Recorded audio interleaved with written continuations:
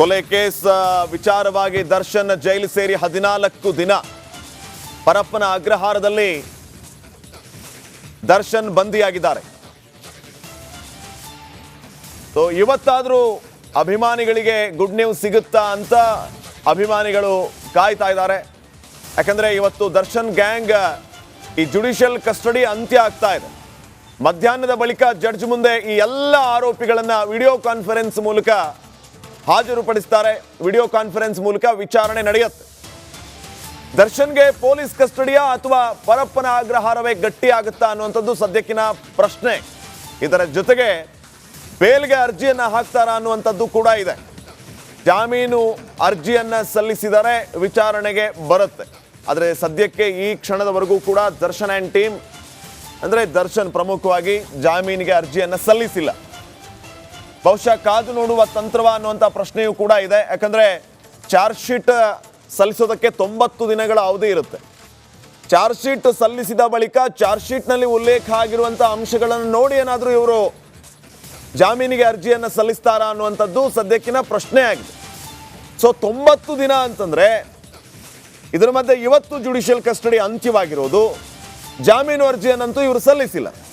So until and unless ಇವರು charge sheet ಸಲ್ಲಿಸಿದ ನಂತರ ಪೊಲೀಸ್ನವರು ಇವರು ಜಾಮೀನು ಅರ್ಜಿಯನ್ನು ಹಾಕಿದ ಮೇಲೆ ಅದು ವಿಚಾರಣೆಗೆ ಬರೋವರೆಗೂ ಈ ಡಿ ಗ್ಯಾಂಗ್ಗೆ ಪರಪ್ಪನ ಅಗ್ರಹಾರವೇ ಗಟ್ಟಿಯಾಗುತ್ತಾ, ಮತ್ತೆ ಜೈಲೂಟವೇ ಫಿಕ್ಸಾ, ಪರಪ್ಪನ ಅಗ್ರಹಾರದಲ್ಲಿ ಇವರು ಮತ್ತೆ ಗಟ್ಟಿ ಆಗ್ತಾರಾ ಅನ್ನುವಂಥದ್ದು ಸದ್ಯಕ್ಕಿನ ಪ್ರಶ್ನೆ ಆಗಿದೆ. ಸೊ ಅಲ್ಲಿವರೆಗೂ ಇವತ್ತಿನ ಬೆಳವಣಿಗೆಯನ್ನು ನಾವು ಗಮನಿಸ್ತಾ ಹೋದರೆ ಇವತ್ತು ನ್ಯಾಯಾಂಗ ಬಂಧನ ಅಂತ್ಯವಾಗ್ತಾ ಇದೆ. ಮಧ್ಯಾಹ್ನ ಇವರನ್ನ ವಿಚಾರಣೆಗೆ ಒಳಪಡಿಸಲಾಗ್ತದೆ ವಿಡಿಯೋ ಕಾನ್ಫರೆನ್ಸ್ನ ಮೂಲಕ.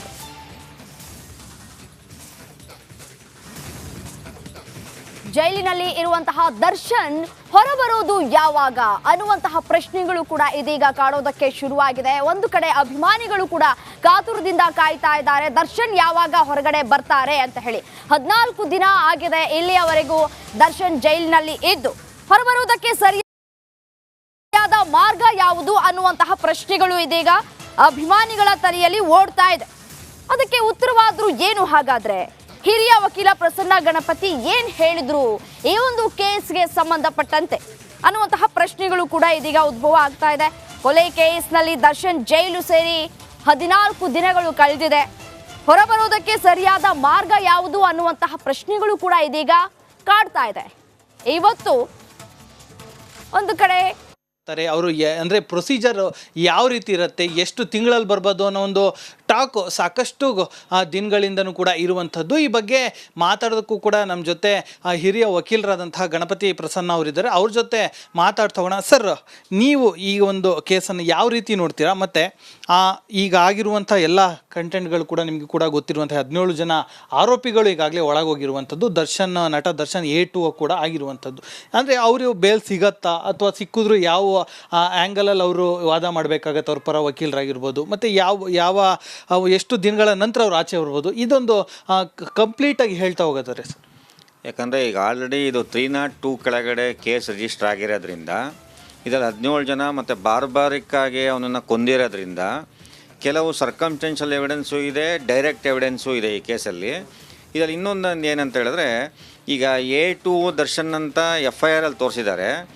ಇನ್ವೆಸ್ಟಿಗೇಷನ್ ಕಂಪ್ಲೀಟ್ ಆದಮೇಲೆ ಎಲ್ಲ ಎವಿಡೆನ್ಸ್ ಎಲ್ಲ ನೋಡಿ, ಪೊಲೀಸರು ಸಿಕ್ಕಿರೋ ಎವಿಡೆನ್ಸ್ ಎಲ್ಲ ಸರ್ಕಮ್ಸ್ಟೆನ್ಷಿಯಲ್ಲು ಡೈರೆಕ್ಟ್ ಎವಿಡೆನ್ಸ್ ಎಲ್ಲ ಮಾಡಿ ಚಾರ್ಜ್ ಶೀಟಲ್ಲಿ ದರ್ಶನ್ A1 ಆಗ್ಬೋದು ಅಥವಾ A3 ಆಗ್ಬೋದು, A5 ಆಗ್ಬೋದು, ಯಾವ ಬೇಕಾದ್ರೆ ಸೀಕ್ವೆನ್ಸಲ್ಲಿ ಚೇಂಜಸ್ ಆಗ್ಬೋದು. ಇದರಲ್ಲಿ ಏನಂತ ಹೇಳಿದ್ರೆ 302 ಇರೋದ್ರಿಂದ ಇದಕ್ಕೆ 90 ಡೇಸ್ ಟೈಮ್ ಇದೆ ಪೊಲೀಸರಿಗೆ ಚಾರ್ಜ್ ಶೀಟ್ ಹಾಕೋದಕ್ಕೆ. 90 ಡೇಸ್ ಒಳಗಡೆ ಅಲ್ಲ, 89th ಡೇಗೂ ಚಾರ್ಜ್ ಶೀಟ್ ಹಾಕ್ಬೋದು.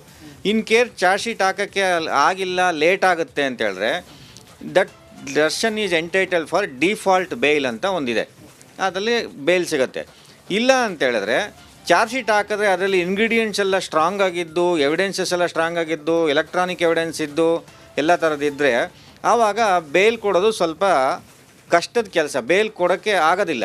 ಯಾಕಂತೇಳಿದ್ರೆ ಇದರಲ್ಲಿ ಪಬ್ಲಿಕ್ಕಿಗೆ ಮೆಸೇಜ್ ಹೋಗುತ್ತೆ, ಸೊಸೈಟಿಗೆ ಒಂದು ಮೆಸೇಜ್ ಹೋಗುತ್ತೆ, ಏನು ಮಾಡಿದ್ರೂ ನಡೆಯುತ್ತೆ ಅನ್ನೋ ಒಂದು ಇದು ಬಂದುಬಿಡುತ್ತೆ. ಆಚೆ ಬರ್ತಾನೆ. ಡಿಟರೆಂಟ್ ಥಿಯರಿ ಆಫ್ ಜೂರಿಸ್ಪ್ರುಡೆನ್ಸನ್ನು ಈಗ ನಾವು ಫಾಲೋ ಮಾಡ್ತಿರೋದು. ಈಗ ಆದ ತಕ್ಷಣ ಈಗ ಹೊರಗಡೆ ಬಿಡ್ತಾರೆ ಅಂತ ಹೇಳಿದ್ರೆ ಇದೇ ಥರ ಬೇರೆ ಬೇರೆಯವ್ರಿಗೂ ಮತ್ತೆ ಇನ್ಸ್ಟಿಗೇಷನ್ ಕೊಟ್ಟಂಗಾಗುತ್ತೆ, ಇನ್ಸೈಟ್ಮೆಂಟ್ ಕೊಟ್ಟಂಗಾಗುತ್ತೆ. ಆ ಥರ ಇನ್ಸೈಟ್ಮೆಂಟು ಇನ್ಸ್ಟಿಗೇಷನ್ ಆಗಬಾರ್ದು ಅಂತ ಹೇಳಿದ್ರೆ ಲಾದ್ ಏನು ಪ್ರೊಸೀಜರ್ ಇದೆ, ಈ ಬೇಕಾದ್ರೆ ಟ್ರಯಲ್ ಸ್ಟಾರ್ಟ್ ಆದಮೇಲೆ ಬೇಗ ಮುಗಿಸಿ ಅದರಲ್ಲಿ ಏನು ಕನ್ಕ್ಲೂಷನಿಗೆ ಬಂದು ಕೋರ್ಟ್ ಏನು ಕನ್ವಿಕ್ಷನ್ ಕೊಡುತ್ತೋ ಅಕ್ವಿಟಲ್ ಮಾಡುತ್ತೋ based upon the evidence, court whether it is believable or not ಅಂತ ಕೋರ್ಟ್ ಕನ್ಕ್ಲೂಷನಿಗೆ ಬರುತ್ತೆ. At the time of investigation, ಈ ಪ್ರಿಲಿಮಿನರಿ ಇನ್ವೆಸ್ಟಿಗೇಷನ್ ನಡೀತಾ ಇರೋದ್ರಿಂದ ಎಲ್ಲ ಎವಿಡೆನ್ಸ್ ಕಲೆಕ್ಟ್ ಮಾಡ್ತಾ ಇರೋದ್ರಿಂದ ಈಗ ಏನೂ ಅವ್ರದ್ದು ಸೀಕ್ವೆನ್ಸ್ ಏನು ಹೇಳಕ್ಕೆ ಬರಲ್ಲ, FIR ಇರೋ ಥರನೇ ಇರ್ತಾರೆ ಅಂತ. ಬೇರೆ ಚಾನ್ಸಸ್ ಆಫ್ ಮೇಲೇನೂ ಹೋಗ್ಬೋದು, ಕೆಳಗೇನೂ ಬರ್ಬೋದು. ಎಸ್, ಇದಿಷ್ಟು ಹಿರಿಯ ವಕೀಲರಾದಂತಹ ಗಣಪತಿ ಪ್ರಸನ್ನ ಅವರ ಮತ್ತು ಕ್ಯಾಮ್ರಾ ಪರ್ಸನ್ ಕಾಂತರಾಜು ಜೊತೆ ಅಜಯ್, ರಿಪಬ್ಲಿಕ್ ಕನ್ನಡ, ಬೆಂಗಳೂರು.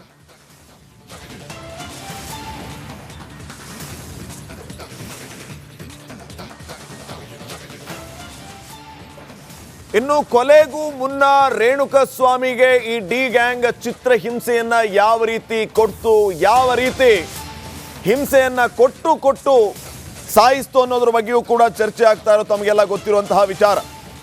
ರೇಣುಕಸ್ವಾಮಿಯನ್ನ ಇದೇ ಸಂದರ್ಭದಲ್ಲಿ ಬದುಕಿಸುವಂತಹ ಅವಕಾಶವನ್ನ ಈ ಗ್ಯಾಂಗ್ ಮಿಸ್ ಮಾಡ್ಕೊಳ್ತಾ ಅನ್ನುವಂಥ ಪ್ರಶ್ನೆ. ರೇಣುಕಸ್ವಾಮಿ ಸತ್ರೆ ಸಾಯ್ಲಿ ಅಂದ್ಬಿಟ್ರ ಈ ಡಿ ಗ್ಯಾಂಗ್. FSL ರಿಪೋರ್ಟ್ನಲ್ಲಿ ಸ್ಫೋಟಕ ವಿಚಾರವೊಂದು ಬೆಳಕಿಗೆ ಬಂದಿದೆ. ಆರೋಪಿ ವಿನಯ್ ಮೊಬೈಲ್ ಅಲ್ಲಿ ಮಹತ್ವದ ಸಾಕ್ಷ್ಯ ಲಭ್ಯವಾಗಿರೋದು.